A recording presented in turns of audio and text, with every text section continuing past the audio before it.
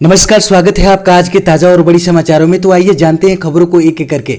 अगर इससे पहले कि आप हमारे चैनल पर नए हैं तो चैनल को सब्सक्राइब करके ऑल नोटिफिकेशन बिल को जल्दी से दबा दें ताकि आने वाले सभी लेटेस्ट न्यूज की जानकारी मिलती रहे।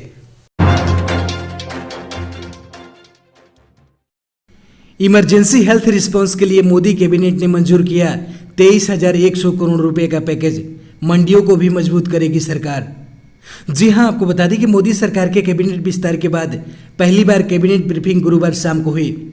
इस दौरान सूचना प्रसारण मंत्री अनुराग ठाकुर, कृषि मंत्री नरेंद्र तोमर और स्वास्थ्य मंत्री मनसुख मांडविया ने प्रेस कॉन्फ्रेंस के सामने कैबिनेट के फैसलों के बारे में बताया। कृषि मंत्री ने कहा कि किसान मंडियों को मजबूत किया जाएगा।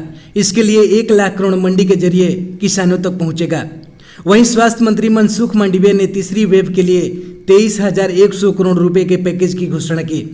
इस दौरान कृषि मंत्री ने प्रदर्शनकारी किसानों से भी अपील की। उन्होंने कहा कि मंडियां खत्म नहीं होगी, मंडियों को और मजबूत किया जाएगा। 1 लाख करोड़ रुपए के फंड एपीएमसी इस्तेमाल करेगी। सरकार ने 2 करोड़ का ऋण किसान इंफ्रास्ट्रक्चर फंड के लिए दिया है। कृषि मंत्री ने कहा कि नारियल विकास बोर्ड 1981 में अस्तित्व में आया था। कहा कि बोर्ड में एक सुधार होगा, इसमें अध्यक्ष गैर शासकीय होगा, एग्जीक्यूटिव पावर के लिए सीईओ होगा।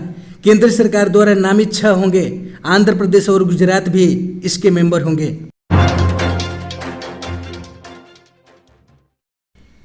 कोरोना वायरस के एक्टिव केसों में इजाफे से सरकार की बड़ी चिंता। केंद्र ने 8 राज्यों को किया अलर्ट। जी हां, आपको बता दें कि एक दिन में कोरोना के नए केसों की संख्या 2 महीने के बाद रिकवर हुए लोगों से अधिक पाए जाने के बाद केंद्र सरकार ने 8 राज्यों को सतर्क किया है। इन राज्यों में पॉजिटिविटी रेट सबसे अधिक है। सरकार की ओर से अरुणाचल प्रदेश, मणिपुर, केरल, असम, मेघालय, त्रिपुरा, सिक्किम और ओडिशा को चिट्ठी लिखी गई है और कोरोना के बढ़ते केसों से सतर्क रहने को कहा गया है। केंद्रीय स्वास्थ्य सचिव राजेश भूषण की ओर से यह पत्र लिखा गया है। इसमें कोरोना के बढ़ते केसों को थामने के लिए उपाय करने की सलाह दी गई है।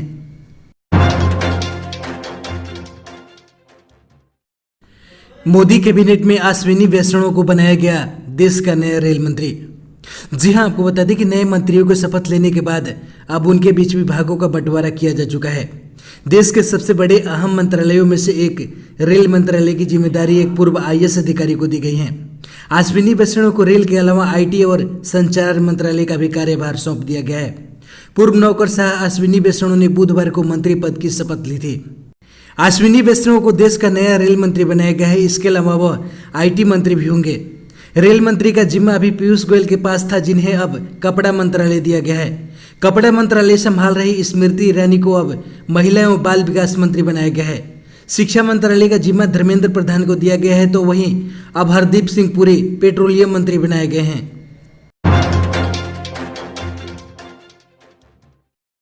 अगले 24 घंटों में बदलेगा दिल्ली एनसीआर का मौसम। आईएमडी ने जारी किया पूर्वानुमान। जी हां, आपको बता दें कि अगले 24 घंटों के अंदर मानसून की बेरुखी खत्म हो सकती है, क्योंकि मौसम विभाग का अनुमान है कि दिल्ली एनसीआर में आज से प्री मानसून बारिश शुरू हो सकती है। आईएमडी का कहना है कि दिल्ली में मानसून 10-11 जुलाई तक पहुंचेगा और ऐसे में एक दिन पहले ही दिल्ली और उसके आसपास के इलाकों में मेघ बरस सकते हैं, जिससे लोगों को गर्मी से थोड़ी राहत मिल सकती है। मौसम विभाग का कहना है कि इस वक्त दिल्ली, यूपी, राजस्थान, एमपी में जमकर गर्मी पड़ रही है। कुछ स्थानों पर तो पारा 40 के पार है, लेकिन आज रात के बाद मौसम में तब्दीली दिखी जाएगी। विभाग का कहना है कि बंगाल की खाड़ी से आने वाली हवाएं नॉर्थ इंडिया पहुंचने लगी हैं, जिससे कमजोर पड़े मानसून में थोड़ी तेजी देखी जा रही है। इसलिए अंदाजा लगाया जा रहा है कि मानसून 10-11 तक राजधानी पहुंच जाएगा।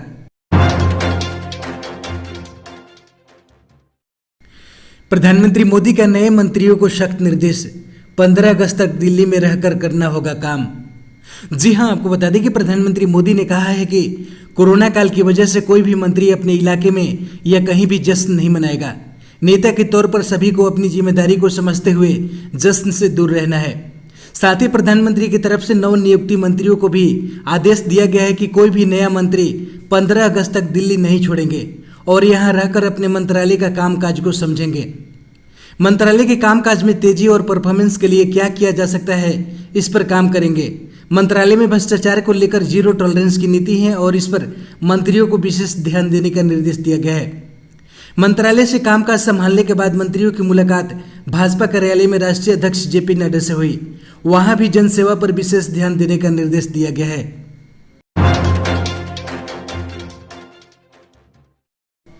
सोने की कीमत में मामूली बढ़ोतरी, चांदी के दाम में भारी गिरावट। जी हां, आपको बता दें कि गुरुवार को सोना मामूली महंगा हुआ, जबकि चांदी में भारी गिरावट रही।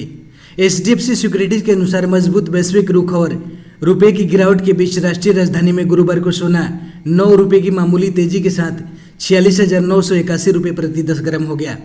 पिछले कारोबारी में सोना 46,972 रुपये प्रति 10 ग्राम पर बंद हुआ था। हालांकि चांदी 902 रुपये की गिरावट के साथ 67,758 रुपये प्रति किलोग्राम पर रह गई, जो कि पिछले कारोबारी में 68,660 रुपये प्रति किलोग्राम पर थी। गुरुवार को शुरुआती कारोबार में रुपया अमेरिकी डॉलर के मुकाबले 17 पैसे टूटकर 74.79 पर आ गया। अंतर्राष्ट्रीय बाजार में सोना बढ़कर $1807 प्रति औंस और चांदी $26 प्रति औंस पर स्थिर रही।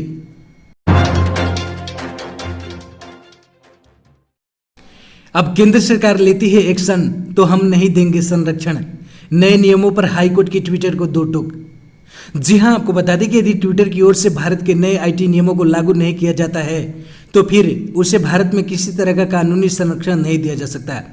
ट्विटर की ओर से अब तक भारत में शिकायत अधिकारी नियुक्त न करने समेत नए IT नियमों के प्रावधानों को लागू न करने को लेकर हाईकोर्ट ने यह बात कही है।